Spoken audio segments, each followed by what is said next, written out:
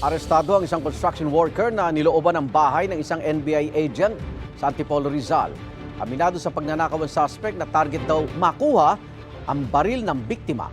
May unang balita si EJ Gomez.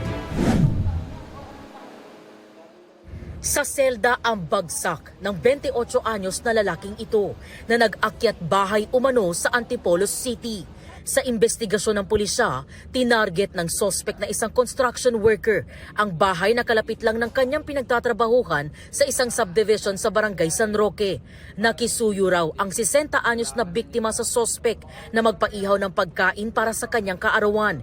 Hindi raw natuloy ang selebrasyon sa bahay ng biktima at sa halip sa isang resort sila pumunta. Kaya itong suspect nagka-idea na walang tao doon sa bahay. So during the occasion, yung suspect ay agad-agad na pumunta doon sa bahay. Open kasi yun yung parking open, nandoon yung hagdan. Without knowing na yung tapat ng bahay ng biktima ay mayroong CCTV. Kita sa CCTV ang pagpunta ng suspect sa bahay gabi noong June 29.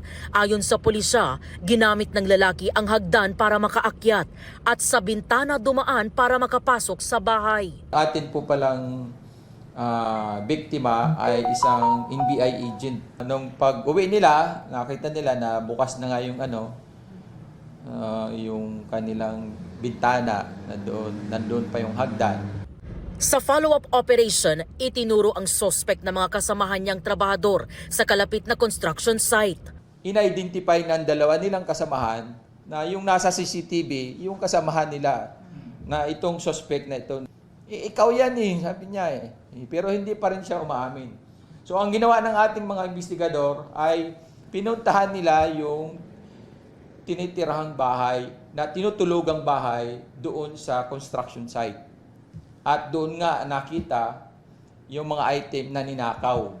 Na-recover ng pulisya ang mga ninakaw na cellphone, alahas at cash na nagkakahalaga ng mahigit 50,000 piso. Sa sako naman ng semento, nakuha ang ninakaw na baril ng suspect. Aminado si alias Danilo sa pagnanakaw.